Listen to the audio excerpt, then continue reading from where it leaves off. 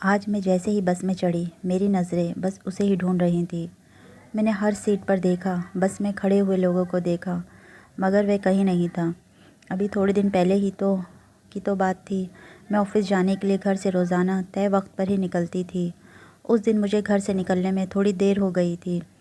میں جلدی سے بس اسٹاپ پر پہنچی ہی تھی کہ میری بس آ گئی۔ میں جلدی سے بس میں چڑھ گئی۔ جیسے ہی بس کے اندر پہنچی میری نظر ایک لڑکے پر پڑی۔ میری نظریں اس کے اوپر سے ہٹ ہی نہیں رہی تھی۔ میں نے اپنے آپ کو ڈانٹا، میں ایسی نہیں تھی، پھر میں کیوں اسے اتنی توجہ سے دیکھ رہی تھی۔ اسی طرح دیکھتے دیکھتے میرا اسٹاپ آ گیا اور میں بس سے اتر گئی۔ اب روزانہ کا یہی معمول بن گیا تھا۔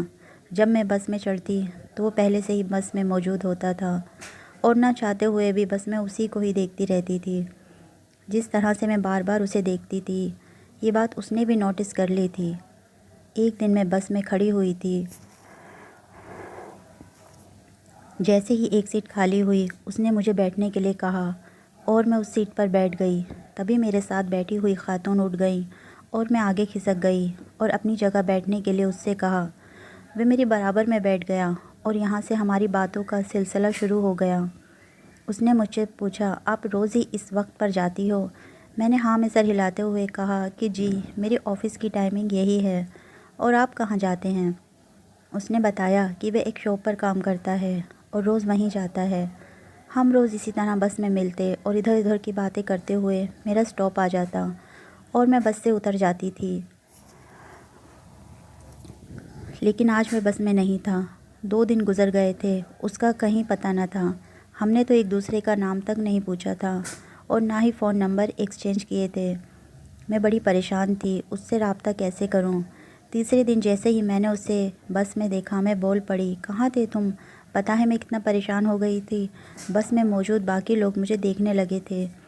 اس نے آہستہ سے کہا کہ چلو کہیں بیٹھ کر باتیں کرتے ہیں۔ میں نے کہا کہ ٹھیک ہے، میرے آفس کے پاس ایک کیفے ہے، وہاں پر چل کر بات کرتے ہیں۔ بس سے اتر کر ہم کیفے میں آ گئے۔ میں نے 2 کافی کا آرڈر دیا اور ہم باتیں کرنے لگے۔ میں نے اس سے پوچھا کہ تم اتنے دنوں سے کہاں تھے؟ تم نے تو مجھے ابھی تک اپنا نام بھی نہیں بتایا ہے۔ اس نے کہا، تسلی رکھو، سب بتاتا ہوں۔ میرا نام شاہد ہے اور تمہارا نام کیا ہے؟ میں نے اسے بتایا کہ میرا نام مہک ہے۔ اب جلدی سے بتاؤ کہ آخر کیا بات ہے؟ تم اتنے دنوں سے کہاں غائب ہو گئے تھے؟ شاہد نے کہا، بتاتا ہوں، پہلے بتاؤ کہ تم مجھے پسند کرتی ہو؟ میں نے غصے میں کہا کہ اگر میں تمہیں پسند نہیں کرتی تو کیا میں تم سے بنا وجہ اتنا فرینک ہو رہی ہوں؟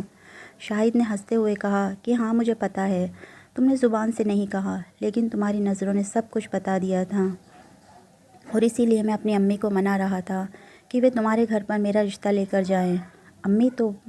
پہلے تو میری امی نے انکار کر دیا۔ انہوں نے کہا کہ وہ میرا نکاح خاندان سے باہر نہیں کریں گی، لیکن جب میں نے کھانا پینا چھوڑ دیا اور گھر میں بند ہو گیا تو میری امی مان گئیں اور تمہارا پتہ پوچھا، لیکن مجھے تو تمہارا نام تک پتہ کچھ بھی معلوم نہیں تھا۔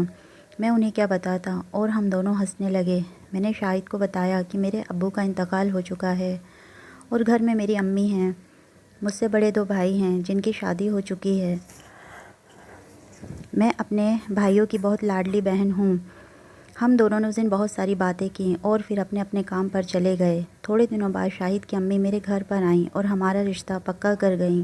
آج میرا اور شاہد کا نکاح ہے۔ میں خوش تھی اور اللہ کا شکر ادا کر رہی تھی کہ اللہ نے میری پاک محبت کو انجام تک پہنچا دیا تھا۔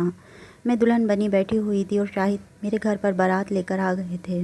میری سہیلیاں مجھے باہر سے آ کر چھیڑ رہی تھیں اور کہہ رہی تھیں، مہک، تمہارا دولہا تو بہت خوبصورت ہے، کیا نصیب لکھوا کر آئی ہو اللہ سے، اللہ نے خوب جوڑی بنائی ہے تمہاری، اللہ تم دونوں کو بری نظروں سے بچائے اور ہمیشہ خوش رکھے۔ شاہد کی تعریف سن کر میں دل ہی دل میں خوش ہو رہی تھی۔ میرا دل چاہ رہا تھا کہ میں بھی جا کر شاہد کو ایک نظر دیکھ آؤں، مگر میرے دل سے آواز آئی، ویٹ کرو مہک، اب تو ہمیشہ کے لیے وہ تمہارا ہونے والا ہے۔ میرے پاس بہت سی لڑکیاں آ کر بیٹھ گئیں جنہیں میں پہلی بار ہی دیکھ رہی تھی۔ وہ بارات میں آئی تھیں اور وہ سب شاہد کی کزن تھیں۔ وہ سبھی بہت خوبصورت تھیں۔ پھر شاہد کی امی میرے پاس آئیں اور میرے سر پر ہاتھ رکھ کر مجھے دعائیں دینے لگیں۔ اتنے میں مولوی صاحب آئے اور میرا نکاح شاہد سے پڑھوانے لگے۔ انہوں نے مجھ سے کہا کہ آپ کو شاہد سے نکاح قبول ہے، اور میں نے ہاں کہہ دیا اور میں شاہد کی زندگی میں شامل ہو گئی۔ تھوڑی دیر بعد میری رخصتی ہو گئی۔ میں اپنے بھائی بھابھی اور امی سے مل کر بہت روئی تھی۔ مجھے جہاں شاہد سے ملنے کی خوشی تھی وہیں اپنے گھر والوں سے بچھڑنے کا دکھ بھی ہو رہا تھا۔ مجھے شاہد کی کزن نے گاڑی میں لے جا کر بٹھا دیا اور میں تھوڑی دیر بعد شاہد کے گھر پہنچ گئی۔ مجھے ایک بیڈ پر لے جا کر بٹھا دیا گیا۔ میرے چاروں طرف خوبصورت لڑکیاں تھیں جو مجھے چھیڑ رہی تھیں اور آپس میں مذاق کر رہی تھیں۔ تھوڑی دیر بعد شاہد کی امی اور خالہ بھی آ گئیں۔ پھر انہوں نے شاہد کو بلا کر شادی کے بعد کی 2-3 رسمیں کروائیں اور وہ سب وہاں سے چلی گئیں۔ اب کمرے میں بس میں اور شاہد بچے تھے۔ شاہد میرے پاس آ کر بیٹھ گئے۔ ہم دونوں نے پوری رات ایک دوسرے سے پیار محبت کی باتیں کرتے رہے۔ اگلے دن ولیمہ تھا۔ میں پارلر میں تیار ہو کر آئی تھی۔ میں بے حد حسین لگ رہی تھی۔ میرے ولیمے کا جوڑا بہت ہی خوبصورت مہرون رنگ کا تھا۔ میں شاہد کے ساتھ اسٹیج پر بیٹھی ہوئی تھی۔ جیسے ہی میں وہاں سے اٹھ کر گئی تو ایک لڑکی میرے پاس آ کر بیٹھ گئی اور بولی، میرا نام نغمہ ہے، میں شاہد کی خالہ کی بیٹی ہوں۔ تمہیں شاید یہ پتہ نہیں ہو کہ بچپن سے ہی شاہد کو پسند کرتی تھی اور چاہتی تھی کہ میری شادی شاہد سے ہی ہو۔ میں نے اپنی امی اور خالہ کو آپس میں بات کرتے بھی سنا تھا کہ وہ میری اور شاہد کی شادی کروائیں گی، مگر تم پتہ نہیں کہاں سے بیچ میں آ گئیں۔ میں نے نظر اٹھا کر اس لڑکی کو دیکھا۔ اس کی آنکھوں میں آنسو تھے۔ پھر وہ وہاں سے اٹھ کر چلی گئی اور میری ساس میرے پاس آ کر بیٹھ گئیں۔ وہ بولی، بچپن سے ہی ہم دونوں بہنوں نے شاہد اور نغمہ کا رشتہ پکا کر دیا تھا۔ مجھے پورا یقین تھا کہ میرا بیٹا میری پسند سے ہی شادی کرے گا۔ وہ بھی نغمہ کو پسند کرتا تھا، مگر پتہ نہیں کیوں اس نے اچانک اپنا فیصلہ بدل لیا۔ خیر جو بھی ہے، اللہ کو یہی منظور ہے۔ انہوں نے ٹھنڈی سانس بھری اور پھر ہمارے کوئی رشتہ دار آ گئے اور وہ چپ ہو گئیں۔ ان دونوں کی باتیں سن کر مجھے بہت عجیب لگ رہا تھا۔ میں سوچ رہی تھی، کیا میں نے شاہد سے نکاح کر کے کسی کا دل دکھایا ہے؟ میں نے شاہد کی طرف دیکھا تو وہ دور کھڑے ہوئے مجھے ہی دیکھ کر مسکرا رہے تھے۔ میرے چہرے پر بھی انہیں دیکھ کر مسکراہٹ آ گئی۔ چاہے جو بھی تھا، ہم دونوں ساتھ میں خوش تھے۔ ایک دن خالہ نے میری اور شاہد کی دعوت کی تھی۔ میں، شاہد اور ان کی امی ہم تینوں وہاں پر گئے تھے۔ میں نے دیکھا کہ نغمہ شاہد کو بڑے پیار سے دیکھ رہی تھی۔ کھانے سے فارغ ہو کر ہم سارے ساتھ میں بیٹھے باتیں کر رہے تھے تو نغمہ مجھ سے بولی کہ آؤ مہک، تم میرے ساتھ آ جاؤ، میں تمہیں اپنا کمرہ دکھاتی ہوں۔ وہ مجھے اپنے کمرے میں لے گئی اور وہاں باتوں باتوں میں ہی اپنا فون لے کر بیٹھ گئی اور مجھے فوٹوز دکھانے لگی۔ اچانک میری نظر ایک فوٹو پر پڑی۔ اس میں مال میں نغمہ کے ساتھ شاہد ہی بیٹھے ہوئے تھے۔ اس نے سیلفی بھی لے رکھی تھی۔ میں نے کہا کہ یہ فوٹو کب کی ہے؟ وہ بولی، ہو گئے کچھ مہینے۔ میں نے تم سے بولا تھا کہ شاہد بھی مجھ سے پیار کرتے ہیں اور تم سے شادی کے بعد بھی ہم دونوں ملتے رہتے ہیں۔ یہ سن کر ہی میں رونے لگی اور وہاں سے نکل گئی۔ شاہد مجھے آواز دیتے رہ گئے لیکن میں وہاں پر نہیں رکی۔ شاہد میرے پیچھے پیچھے آئے اور میرا ہاتھ پکڑ کر پوچھنے لگے کہ مہک بتاؤ تو صحیح ہوا کیا ہے؟ میں نے روتے ہوئے کہا کہ آپ نے مجھے دھوکہ دیا ہے۔ جب آپ اپنا نغمہ کو پسند کرتے تھے تو آپ نے مجھ سے شادی کیوں کی؟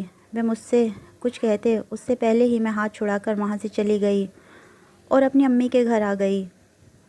امی اور بھائی نے مجھ سے بہت پوچھا کہ بتاؤ تو صحیح ہوا کیا ہے، مگر میں نے کہہ دیا کہ میرا دل کر رہا تھا آپ سب کو دیکھنے کا۔ شاہد مجھے فون کرتے رہتے تھے مگر میں ان کا فون نہیں اٹھاتی تھی۔ اسی طرح 4-5 دن گزر گئے۔ میں اپنے کمرے میں ہی پڑی رہتی تھی۔ پھر ایک دن شاہد کی امی آئیں اور مجھ سے بولیں کہ گھر چلو، میں تمہیں لینے آئی ہوں۔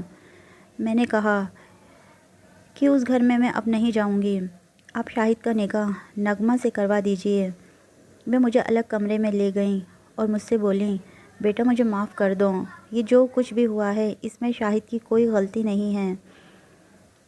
وہ تو میں نے ہی تم دونوں کو الگ کرنے کے لیے یہ چال چلی تھی۔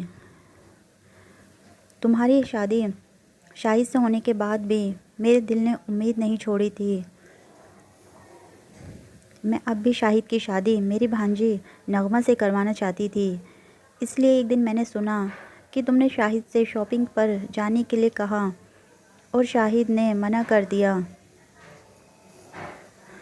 تو میں نے یہ پلان بنایا تھا۔ میری بہن نے شاہد کو فون کر کے کہا کہ میری طبیعت بہت خراب ہے، مجھے ہاسپٹل لے کر چلو۔ اور جب شاہد ان کے گھر پہنچا تو وہ کہنے لگیں کہ اب تو میں نے دوائی کھا لی ہے، میں بس آرام کروں گی۔ تم نغمہ کو اپنے ساتھ لے کر چلے جاؤ، اسے کچھ سامان لانا ہے، اس کی سہیلی کی شادی ہے۔ وہ بیچارہ انہیں منع نہیں کر پایا اور چلا گیا۔ میں بھی اپنے پلان کے مطابق تمہیں وہاں پر لے کر پہنچ گئی۔